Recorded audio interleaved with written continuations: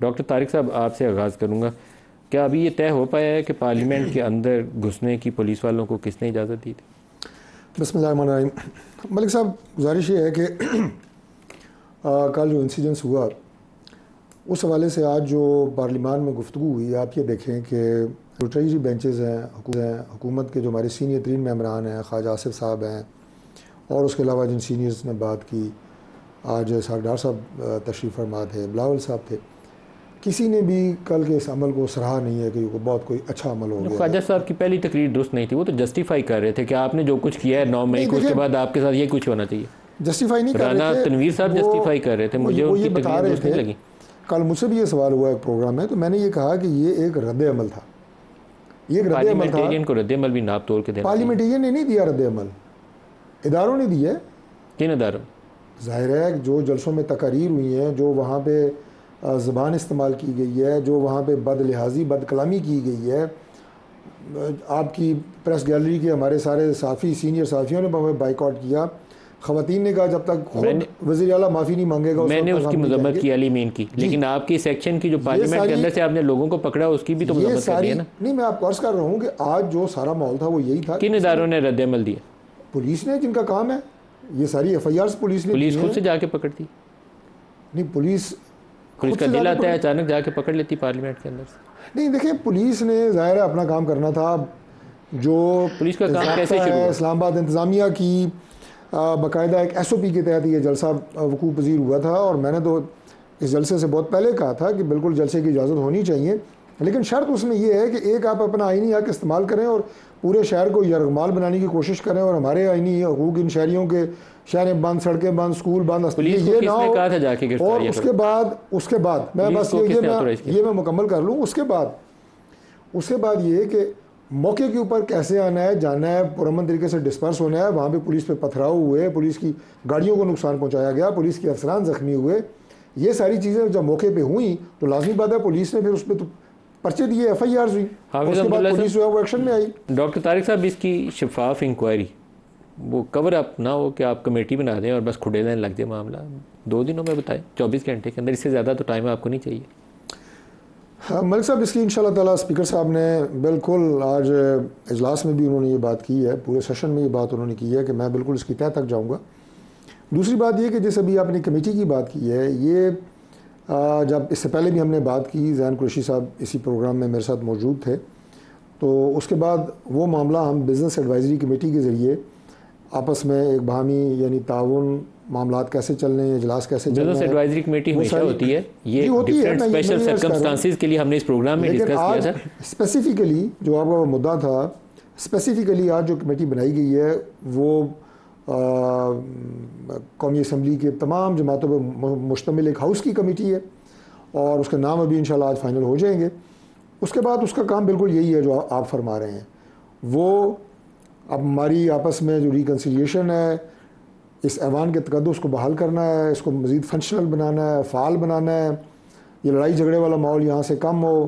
لوگ آپ کی طرف دیکھ رہے ہوتے ہیں کہ یہ سارے مل بیٹھے ہیں، کروڑوں روپیہ آپ کے ایک دن کے اجلاس کا خرچہ ہوتا ہے قومی اسمبلی کا، اور اتنا ہی کمیٹیز کا خرچہ ہوتا ہے، اور اتنا ہی کمیٹیز کا خرچہ ہوتا ہے. They should be productive. جی، اور وہ اگر آپ اس اجلاس میں ایک دوسرے کو گالیاں دے کے، نعرے لگا کے، کاغذ ہوا میں اڑا کے چلے جائیں، تو یہ مناظر جب ٹی وی کے اوپر آتے ہیں تو جو پھر لوگ عوام ہیں جو تکلیف میں، مشکلات میں ہیں، وہ کیا تاثر لیتے ہیں کہ ہمارے یہ نمائندے گئے کس لیے تھے اور کر کیا رہے ہیں. تو یہ تو ایک کمیٹی انشاءاللہ تعالیٰ ڈٹرمن کرے گی کہ ہم اس ایوان کو فعال بنائیں، اس یہ رپورٹ کب دیں گے ہمیں جو کچھ، اور یہ جو رپورٹ ہے یہ بھی منسلک ہے. کچھ 2-3 چیزیں ہمارے پی ٹی اے کے دوستوں کی طرف سے آئیں کہ اس کو اس موشن میں ڈالیں جو اس کمیٹی کو بنانے کے لیے آج ہمارے وزیر نے پیش کی اس کمیٹی کی تشکیل کے لیے. تو اسپیکر صاحب نے کہا کہ یہ اختیار اسپیکر صاحب کو آپ مجھے دے دیں، تاکہ جس طرح کی بھی لینگویج آپ کہیں گے آپ کے کہنے پہ ہم اس میں ایڈ کر دیں گے.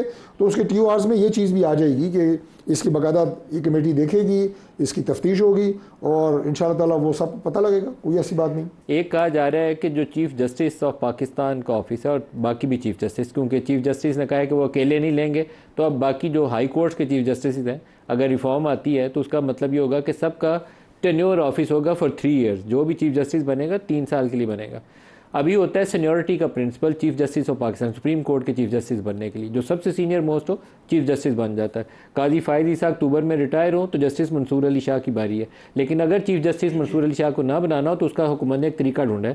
انہوں نے کہا پینل آف ججز آئے گا، 3 ججوں کے نام آئے یا 3 سے زائد کے نام آئے، حکومت اس میں سے چنے گی. اسی طریقے سے ججز کی تقرری کا طریقہ کار جو ایک ریکوائرڈ ریفارم ہے ہونی چاہیے، لیکن اس موقع کے اوپر سیاسی محرکات زیادہ ہیں، اس کا تقرر کا طریقہ کار اس کو بہتر کیا جائے گا. اسی طریقے سے ہائی کورٹ کے جو ججز ہیں، اسلام آباد ہائی کورٹ کے 6 جج ہیں، انہوں نے خط لکھا ہوا ہے تو ان کو اٹھاؤ، ایک کو بلوچستان پھینکو، ایک کو کوئٹہ پھینکو، ایک کو کراچی بھیج دو، ایک کو لاہور بھیج دو، تو اس طریقے سے اسلام آباد ہائی کورٹ مینیجیبل ہو جائے. ڈاکٹر طارق فضل صاحب کچھ روشنی ڈال سکتے ہیں کہ کیا کیا چیزیں، یہ تو ہمارے رپورٹرز کی جو اطلاعات ہیں میں نے وہ بچائی ہیں. دیکھیے ابھی ملک صاحب ایسی کوئی چیز بلیک اینڈ وائٹ میں سامنے آئی نہیں ہے، نہ کوئی پریزنٹ ہوئی ہے اور نہ اس کی کوئی پریزنٹیشن ہوئی ہے. یہ ساری باتیں ہی ہیں جیسے آپ نے کہا کہ آپ کے رپورٹرز نے اپنی اسپیکولیشنز کے مطابق آپ کو چند چیزیں بتائی ہیں. بٹ ہیونگ سیڈ دیٹ یہ میں ضرور کہوں گا کہ جو ایکسٹینشنز وغیرہ ہیں یہ پاکستان میں بھی ہوتی رہی ہیں، پاکستان سے باہر بھی ممالک میں ہوتی رہتی ہیں، مختلف اداروں کے سربراہوں کی ہوتی رہی ہیں، آرمی چیفز کی ہوتی رہی ہیں. تو یہ کوئی ایسی انہونی بات نہیں ہے. چیف جسٹس آف پاکستان کے لیے انہونی بات ہے، مطلب انہونی نہیں ہے. فرسٹ ٹائم کہہ سکتے ہیں اگر ایسا ہوا تو، اگر ایسا ہوا تو کیونکہ آپ نے کانسٹیٹیوشن کے اندر پروویژن ڈال دی ہے. وقت حالات کے تقاضوں کو مد نظر رکھتے ہوئے انہونی ہونے جا رہی ہے. فیصلے ہوتے ہیں. حالات کا تقاضا کیوں ہے سر؟ یہی تو میں پوچھنا چاہتا ہوں. یہ تو فیصلہ گورنمنٹ نے کرنا ہوتا ہے نا. یہ فیصلہ تو ظاہر ہے یہ گورنمنٹ کا استحقاق ہے. اور میرے بھائی ابھی ڈاکٹر جٹ صاحب جو بات کر رہے تھے وہ ظاہر ہے خود جٹ ہیں تو طاقت کے زور کے اوپر لیجسلیشن. بات یہ ہے کہ لیجسلیشن قومی اسمبلی میں اکثریت کی بنیاد پہ ہوتی ہے. آپ اسے طاقت نہیں کہتے. آپ کے پاس نمبر نہیں ہے. اکثریت آپ کے پاس تھی، ڈاکٹر صاحب کے پاس تھی. جب آپ ماریں گے پیٹیں گے تو بھائی جان طاقت کی ہوگی نا.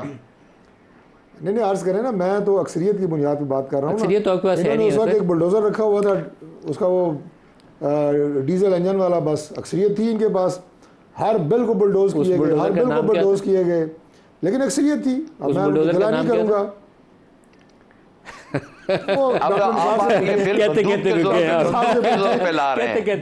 باقی بات آپ دوسری بات کر رہے ہیں نا کہ جناب دیکھیں یہ جو ریفارمز ہوتی ہیں نا یہ ہر ادارے کے لیے ضروری ہیں.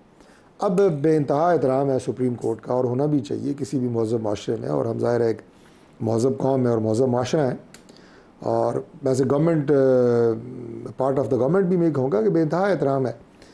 لیکن دیکھیں اب میں آپ کو چھوٹی سی ایک مثال دیتا ہوں. یہ میری بالکل پرسنل بات ہے جو میں آپ سے کرنے لگا ہوں کہ تمام اس وقت فیڈرل سیکریٹریز وہ بیٹھے ہیں جو سی ایس پی ہیں، وہ سی ایس ایس کر کے آئے ہیں مختلف محکمے سے. آپ کے مقابلے کا امتحان ججز کا بھی ہوتا ہے. مجھے بتائیں پورے پاکستان کی ہائی کورٹ میں کتنے ججز ہیں جو مقابلے کا امتحان پاس کر کے آئے ہیں؟ قاضی صاحب مقابلے کا امتحان پاس کر کے آئے؟ کوئی بھی نہیں آیا نا. سر پھر میرا تو سوال، میں پرسنل اسپیسیفک بات نہیں کر رہا بھائی صاحب. اچھا ایشو یہ ہے کہ قاضی صاحب ہائی کورٹس میں may be I am wrong, if I am wrong I need to be corrected. 50% quota ان ججز کا ہے جو مقابلے کا امتحان پاس کر کے آتے ہیں، ایڈیشنل سیشن جج بنتے ہیں، اوپر پروموٹ ہونے چاہیے. وہ بیچارے کوئی ایڈیشنل پہ چلا جاتا ہے، کوئی سارا چلے جاتے ہیں. سر یہ وہ ریفارم ہے جس کے اوپر آپ کو پی ٹی آئی یا جے یو آسانی سے سپورٹ کر دے گی. اگر کوئی یہ بات کرے، آپ جب کہتے ہیں نا کہ چیف جسٹس کو 3 سال دے دیں، ایکسٹینشن کر دیں، دوسرے جج کو ہٹا دیں، اسلام آباد ہائی کورٹ کو ادھر سے ٹرانسفر کر دیں، وہاں سیاسی طور پہ متنازع ہو کے اندر بہتری کی گنجائش ہے. ابھی میں نے سیکٹریز کی بات کی ہے تو سیکٹریز کے اوپر جو گرپ ہے وہ ساری جو ہے وہ ڈی ایم جی افسران کی ہے. جو کوٹا آپ کو ملنا چاہیے باقی گروپس کو وہ نہیں مل رہا. لیکن عبداللہ صاحب آپ سے سوال کرنے سے پہلے میں قاضی فائز عیسیٰ صاحب، مجھے لگتا ہے ان کو پروگرام کی بریفنگ جاتی ہے، کیونکہ کل انہوں نے جو وضاحتی نوٹ بھیجا اس سے مجھے احساس ہوا ہے کہ وہ یا پروگرام دیکھتے ہیں یا ان کو بریف کیا جاتا ہے. تو میں ایز اے جرنلسٹ ان کو استدعا کر رہا ہوں کہ انہوں نے کوئٹہ بلاسٹ کی جو رپورٹ لکھی ان کی بہت عزت میں اضافہ ہوا. انہوں نے فیض آباد دھرنے کی رپورٹ لکھی، اس پہ بہت عزت میں اضافہ ہوا. لیکن پی ٹی آئی کے بلے کے نشان کے اوپر فیصلہ جس کو اب انہوں نے کہا کہ غلط امپلیمنٹ کیا الیکشن کمیشن نے، وہ ایک متنازع ایشو کے طور پر سامنے آیا. تو اب اگر ایکسٹینشن لیں گے تو ایک دوسرا متنازع چیز سامنے آئے گی جس سے چیف جسٹس آف پاکستان کے عہدے کی وہ جو توقیر اور عزت اور حرمت ہے وہ کمپرومائز ہوگی. ان کو ایکسیپٹ نہیں کرنا چاہیے. کلوزنگ ریمارکس ڈاکٹر طارق فضل چودھری صاحب، کیا اس میں امکان نہیں ہے کہ آپ لوگ آپس میں پی ٹی آئی کو انگیج کر لیں؟ ہو سکتا ہے بہت ساری ایکسیپٹیبل ریفارمز ہوں جو ہو جائیں، کچھ متنازع ایشوز کو چھوڑ. جی ہم تو اس ایشو پہ بھی ظاہر یہ بھی بات جو ہے ابھی دیکھیں جب سامنے آتی ہے تو پتہ چلے گا. ضرور بیٹھیں. اور میں تو ہر دفعہ ہر پروگرام میں شروع سے ہم یہ بات کر رہے ہیں کہ خدا کے لیے آپ وہ کام کریں جس کام کے لیے آپ اس ایوان میں موجود ہیں. آپ یہاں یہ ٹوپی ڈرامے کرنے ہیں، دوسرے کو گالیاں دینے کے لیے، جلسوں کی ہم نے کہا آپ آئیں کریں جلسہ، اس کا نتیجہ آپ نے دیکھ لیا. میں وہ ڈاکٹر صاحب کو شاید آواز نہیں آئی، میں علیمین گنڈا پور کی بات کر رہا تھا کہ انتہائی شرمناک تقریر کے باوجود وہ اس میں ڈٹے ہوئے ہیں، وہ کوئی شرمندگی نہیں محسوس کر رہے. تو اس طرح کے طرز عمل سے آپ کیا دینا چاہتے ہیں؟ پھر آپ گالیاں آپ دیتے ہیں اداروں کو. وہ سب سے پہلے اپنے گریبان میں جھانکے نا، ہم کیا کر رہے ہیں بحیثیت سیاسی جماعتیں؟ کیا ہم وہ کام کر رہے ہیں جس کے لیے کہ ہم ایوان کے اندر بیٹھے ہیں؟ کیا ہم ایوان کے وقار کے لیے، لوگوں کی خدمت کے لیے کیا آئینی پیکیج کو آپ پی ٹی آئی کو انگیج کر سکتے ہیں؟ کرنا چاہیے جی، ہم کوشش کریں گے. مولانا صاحب کو بھی گزارش کریں گے، اور پی ٹی آئی کے دوست اگر آئیں، اور ڈاکٹر انصار جٹ جیسے جو لوگ پارلیمان کی مضبوطی کے لیے، نظام کی مضبوطی کے لیے، بہتری کے لیے وہ اچھی رائے رکھتے ہیں، دعوت دیں گے انہیں بھی.